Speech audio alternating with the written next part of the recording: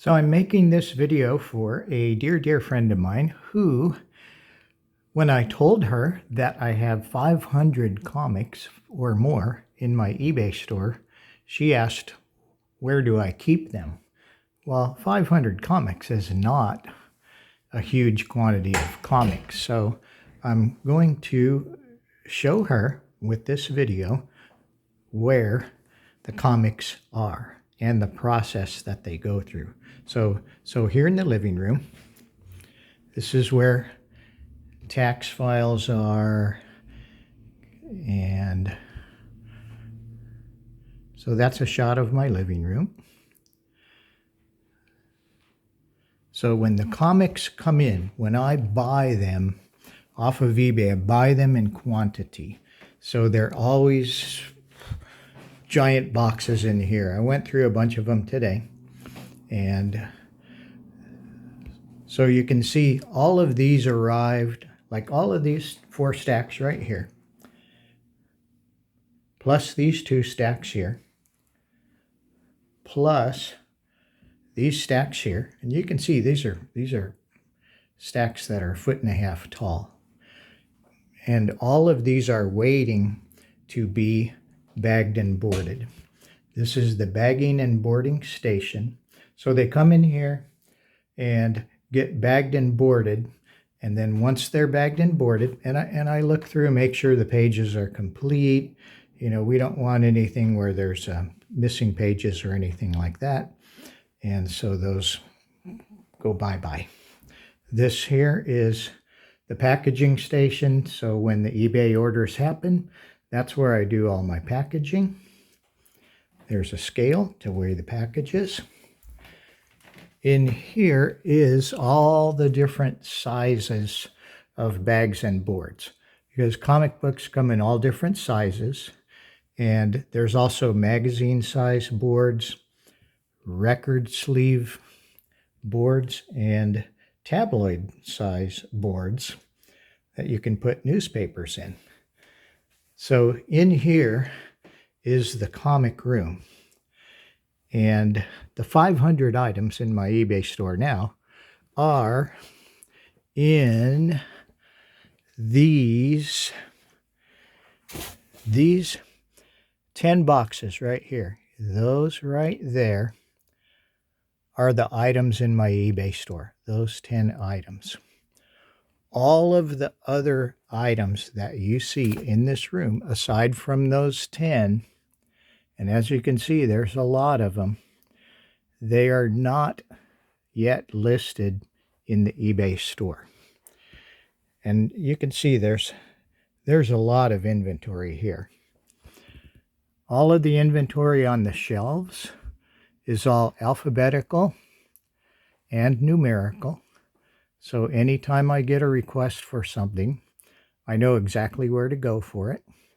The only exception is a lot of these boxes that are in the center that say age, they are aging, kind of like a good wine.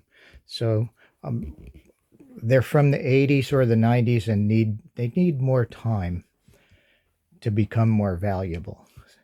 You can see also there's a lot of Archie comics, and Archie comics sell really well. Marvel is the #1 seller, but believe it or not, the Archie comics are in second place. They're ahead of DC.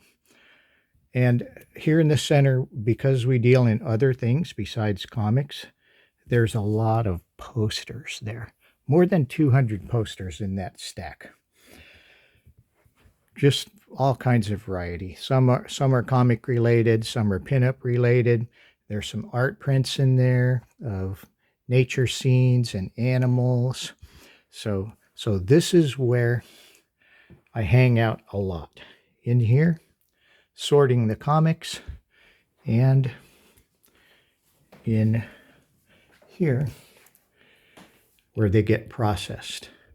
This station right here, that's where Rose, my assistant, works 1 day each weekend as my tax assistant. And so when she's here, I have to move all these comics She does not want comics on her desk. So I find a strategic place to put them because we got to keep Rose happy. Now there are other collectibles in the house, and I didn't want the house to look like a nerd house.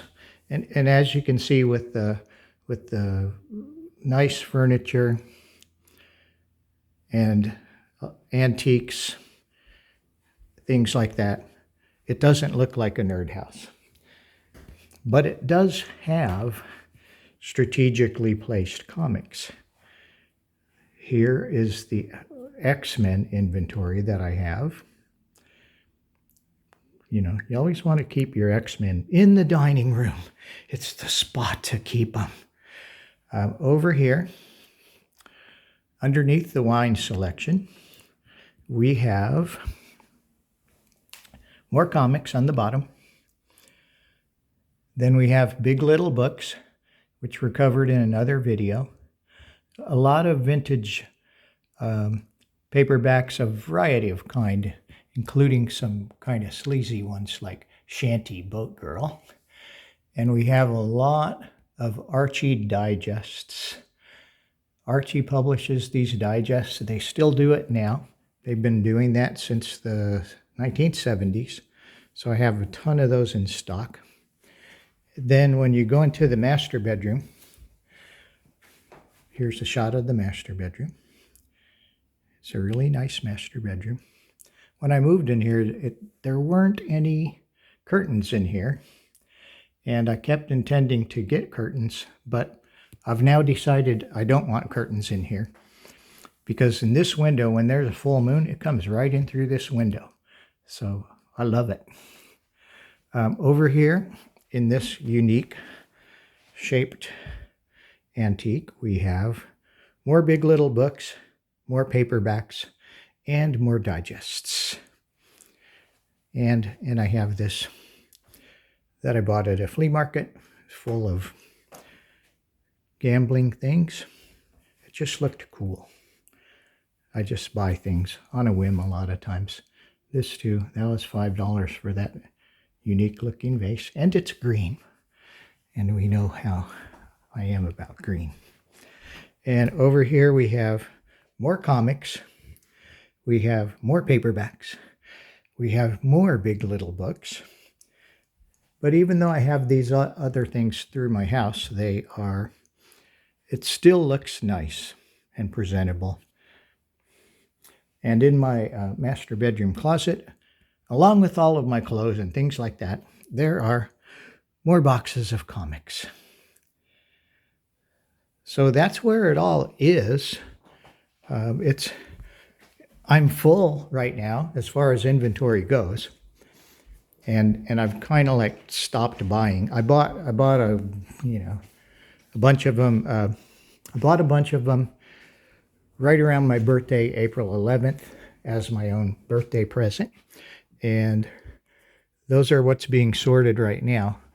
And once those are sorted, then I will not purchase any more inventory for a while so that I can get this stuff sold.